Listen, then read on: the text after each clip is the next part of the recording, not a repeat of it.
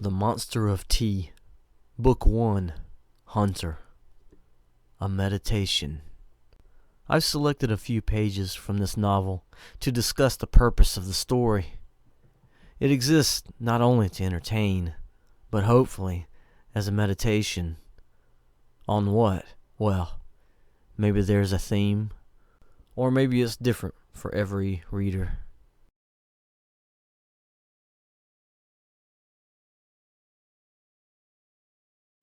They looked tall, even from a distance, great towering complements of stone and wood, giant standing spears with tapered ends, signifying a warrior's time of bloodshed and passion finished. All around them were gardens of stone relics, like the fingers of giants, reaching up out of the ground, reaching for the pagodas in the middle, but dying under a petrifying spell. Adam stood among them, hidden, for many were 7 or 8 feet tall. Though every time he looked up, the pagodas loomed over him.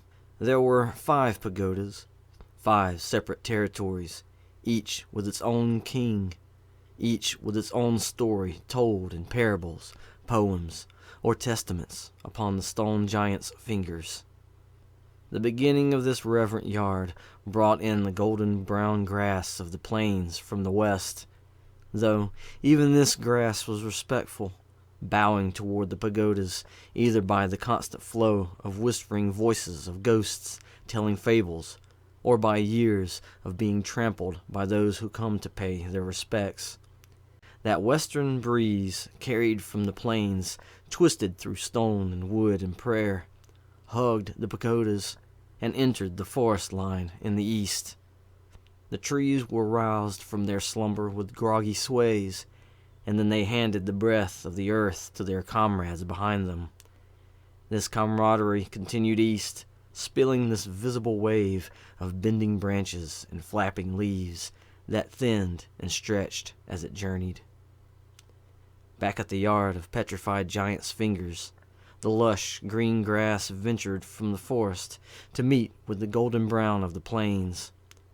It was here Adam composed a rhyme or phrase that described the cycle of life.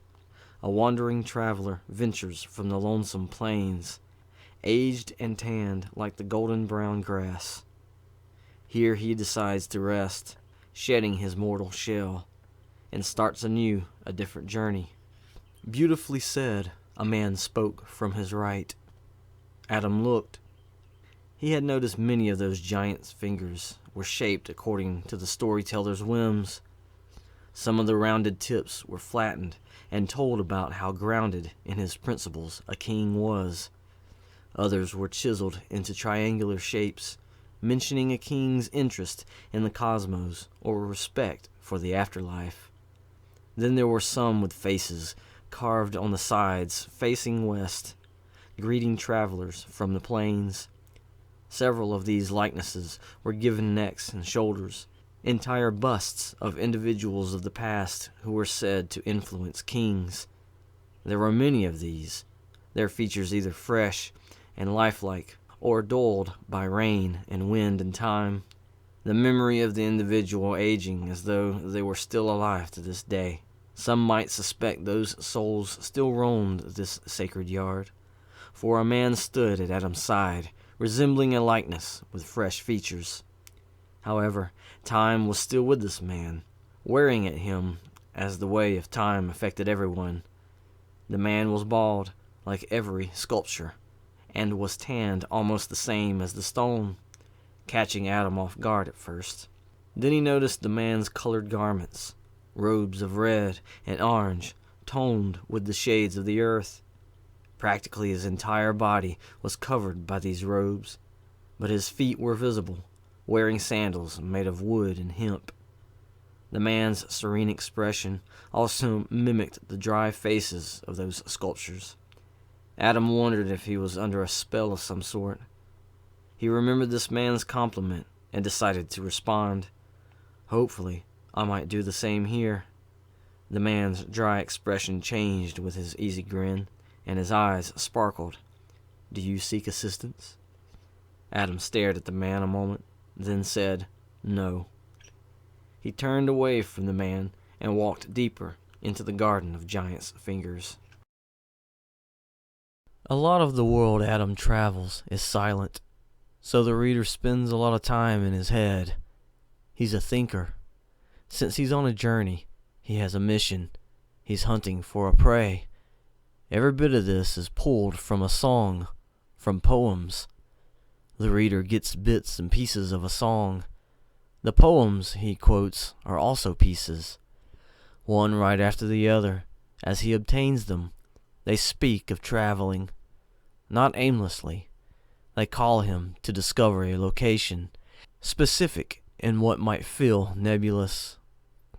Of course, the reader spends the most time in Adam's journey, as quiet as the hunt usually goes, because he's trying to sneak up on his prey.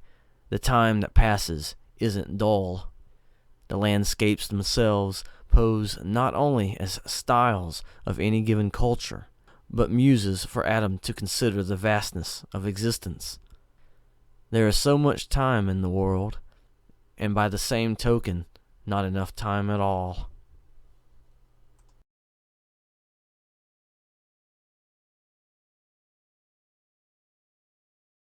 The valley took up the green forest floor and invited tidbits of the gray stone city that was yet even deeper. Rocky formations, much like the petrified giant's fingers he remembered, grew from the grass. Then they sort of melted across the ground, trading green for gray. Now deeper, those unbridled rocky formations were chiseled by human will, forming detached stone roads. Deeper still, the rocks grew higher. The roads were longer and solid. Tiny indications jutted from the roads to give travelers other choices. Adam paused every once in a while to gaze up at the tiers of hills on either side of the valley. Brick houses stood alone in the distance, surrounded by desired loneliness. Only the outlying grass waved back at him by the wind's influence. Deeper now, a wooden fence was erected along the one road he chose to follow.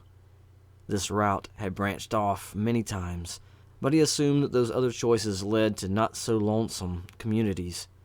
Besides, now homes were built closer to this road, and there were more instead of one every several miles or so. Falling deeper, the rocks took over, dispersing the green ground. Wide crevices wound through the rocky terrain, their walls chiseled at a slant while their bases were smooth enough that wagons could travel along without their constitution being threatened. The towering formations blocked out the sun that was dipping further west, stretching long shadows over Adam. He kept his eyes on the sky as he traveled onward, letting the tops of the rocky walls guide him through turns, wishing he was there with the clouds that seemed unlimited in their choices, while he was bound to go where an unwavering force dictated.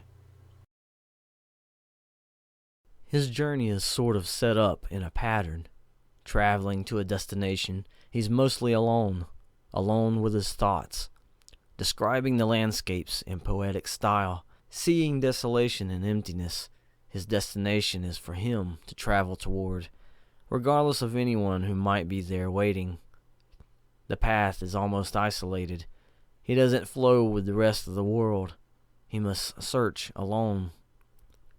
But even after he arrives, he might be surrounded by people, but they make up a system he is not a part of. Somewhere in all the normalcy, hidden but unique just as he, is his prey. He is a hunter, after all. Though he marvels at his surroundings, like a skilled hunter, he studies the environment where his prey hides. Yet he remains focused, relating to each destination only in regards to his prey.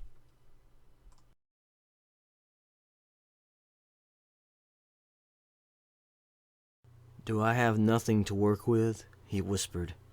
He waited as though an answer would come, but there was only blackness. "But," he said, "not pure blackness. No. Is there such a thing?" There's no such thing as total silence. No such thing as pure white. Something is always there. Something like some part of the world saying, "You can't ignore me." The world is always at my feet, always around me. I'm never totally alone. So if there's no such thing as total darkness, then... He silenced himself, keeping as still as possible. He didn't have to wait long. There came the ringing in his ears while he waited for total silence. Now what? Color, light, substance. Where was the world? Light. He needed light. The world hid under darkness, but light exposed it all. Where? Where was the impure blackness? The world couldn't stay hidden. Stay, he whispered, hearing a faint tinkle in his memory. Stay. What was it he heard? He listened. He even closed his eyes to listen deeper, letting the sound expose itself from within the impure darkness of his mind. It was a rhythm at first, but became a series of changing tones, a melody. By an instrument? What kind? It sounded warm, like a breath. Someone blowing through a horn or over a flute? No, much more subtle. Then what? No, wait. Not an instrument. There was no longer a tinkle. The tones were long and attached, separated only by the taking in of air. Though nothing else manipulated this air, not some mechanical process of moving brass or the limitations of wooden tubes, yet there was a faint something that dictated this deliverance. Lips. This tone. It was a person's voice. They were humming. It was a female's voice, one that sounded so familiar. He recognized the melody as soon as the voice chimed in his mind. Yet only the melody was playing. He didn't hear the words, but he remembered them. Since the melody was supplied for him, he sang the words to the song in a whisper. The night could stay. He started chuckling. But day is just on the other side. He looked down toward his feet, not seeing them, but seeing darkness, and he tried to look past that darkness to the other side of the planet, still shining, giving the night. He sighed as he looked straight up and saw the sky, its stars. He saw the stars and the impure blackness of the night sky aglow from the shared reflection of the sun given off from each star and the excess light that shot past the earth, showing someone in the world a sunrise or sunset. He sang those words again with a stronger voice. The night could stay, but day is just on the other side, still shining, giving the night its stars. What was the rest of it? He couldn't remember, but he had enough to go on for the moment. From so much noise to hushed thoughts, to seeking comfort and getting back on mission, thrown back into mystery, almost directionless, without a compass, but waiting as the recalibration takes over, rediscovering one's foundation. There, in nothingness, thoughts grasp onto what is known. The song that encourages this journey. It's a guide, this time in the literal sense. Surrounded by a vast city with its modern technology and ways, Adam relies on age-old timepieces, the stars, to guide him back on course.